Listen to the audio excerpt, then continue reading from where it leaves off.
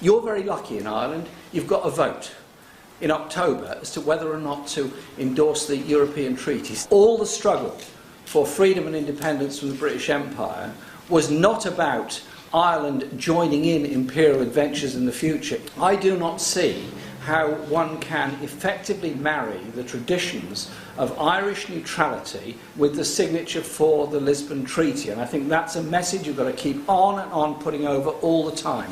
NATO then developed for itself this role as being the military arm of the European Union. Under the terms of the Lisbon Treaty, Europe will become subservient to the wishes of NATO and the aims of NATO. We are creating for ourselves here one massive great Frankenstein which will damage all of us in the long run. If you succeed in getting a no vote here, that will be such a boost to people like us all over Europe that do not want to live in a European empire of the 21st century. And does he not recognise the great danger to the cause of socialism in this country or any other country of the imposition of a banker's Europe on the people of this continent? My concern is that we need to be very robust against the conditions for the single currency. The single currency would lead to enormous cuts in public expenditure in Britain and a very rapid rise in unemployment. Now, he appeared to make some tilt in that direction. The other one is a concern about democracy in Europe. We have a European bureaucracy totally unaccountable to anybody.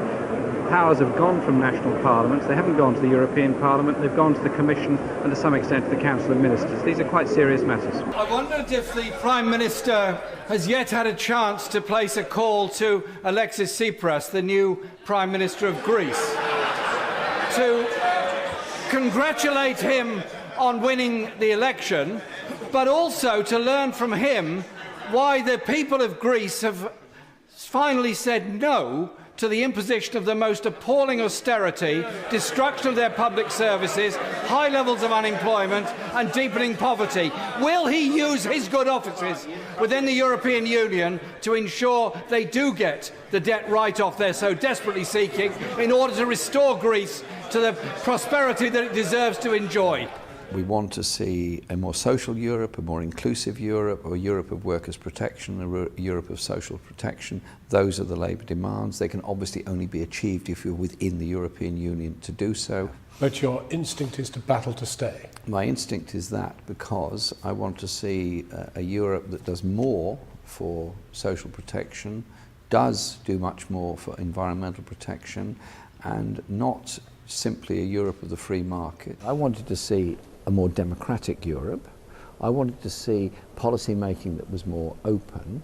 I wanted to see greater similarity of protection laws and regulation on environmental protection, issues like that, all across Europe. Should Britain remain part of the European Union or not? That's going to be a decision. The Labour Party has made its position very, very clear on this issue. The vast majority of Labour supporters say the same. The affiliated trade unions in large measure say the same. The Labour Party is going to be committed to campaigning to stay within the European Union, and when there's a Labour government in 2020, we will be trying to ensure better workers' protection across Europe, strong financial protection all across Europe, and a Europe that's based on social justice and good rather than solely on free market economics. You've voted against the EU many times. Before today, you've branded some of its policies crazy and immoral.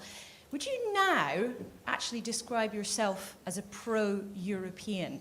Yes, I've been critical of many things within the European Union. I think you would have probably gathered from my speech I have many criticisms of the European Union. This is a decision about whether we stay in and argue for the kind of socially just Europe that I want, that our party wants, that the vast majority of trade unions and ordinary people in this country want, or we walk away from it. That's the decision that's been made. Does it mean I recount on everything I've ever said or done? Absolutely not. I'm sorry about that. What has caused this conversion to the EU cause? You voted against membership of the EEC in 1975. Last year you said you couldn't rule out campaigning to leave the EU. Are you still a eurosceptic? And if not, what's changed? Well, I did vote that way in 1975, kind of you to remind me. I remember it very well. I remember the debate and the campaign about it. We've had a very big debate within the Labour Party and within the trade unions. Overwhelmingly, the Labour Party and trade unions have come to the view that they want to campaign for a social, just Europe, to protect the workers' rights that we've got, to extend them and extend that degree of justice. That is the position we've reached. That's the position that has been adopted by the party. That's the party that I lead, and that's the position I'm putting forward. Well, it's an historic day. Britain voted in a referendum to leave the European Union. Parliament voted to trigger Article 50, and the Prime Minister has set out the start of that process today, and we had her statement this afternoon and my response to it. Historic day. Do you feel like it's a sad day? Well, it's a day that we've got to move on from because it's going to happen. We need to ensure that we protect jobs in this country. We need to make sure we've got a good and effective trading relationship with Europe in the future. And we need, above all, immediately to bring certainty to British people living in Europe and European nationals that are living in Britain that their future is secure. Because after all, many thousands of them work in our National Health Service, for example, and help to keep us well. You want to be Prime Minister, making the big calls. Do you honestly believe that Britain is better off outside of the EU? I want us to have a good relationship with the European Union. That's what we have to have in order to maintain jobs in manufacturing, supply chains and food processing. That has to be the priority now. So we have that effective trading relationship, including a customs union with the European Union. I've been told I can only ask you one question, so I would very much like you to answer it. Do you honestly believe that Britain will be better off outside of the EU?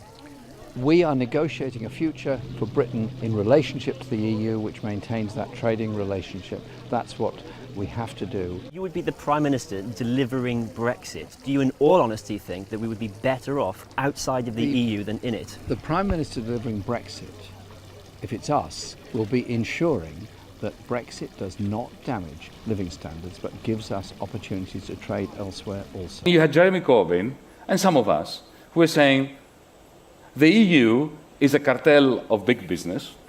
It's a pretty awful set of institutions, but we're better off staying in and fighting to change it from within in association and collaboration with our comrades, progressives across Europe. That's a sophisticated argument. And you are being accused of not being fully behind the bureaucracy of Brussels, of Barnier, of Merkel, of Hollande. How do you feel being accused of being sophisticated? It's a low blow. It really is. It's a low blow. But you know, I cope.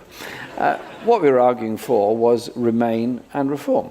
There are very strong social arguments for the EU. Very strong arguments on Workers' Rights Directive, on Charter of Fundamental Rights, on its connection with the European Court of Human Rights, environmental protections, consumer protections. Absolutely very strong arguments for all of that, and I would never want to walk away from those. There are also criticisms of the EU on its competition policy. I want our mail system to be in public ownership. There is a competition directive, and there's arguments around that. There are arguments around the competition element within some EU policies, which I think have to be challenged. And so what I was saying was, one is remain in the EU, but we would be a force in the EU for reform of it.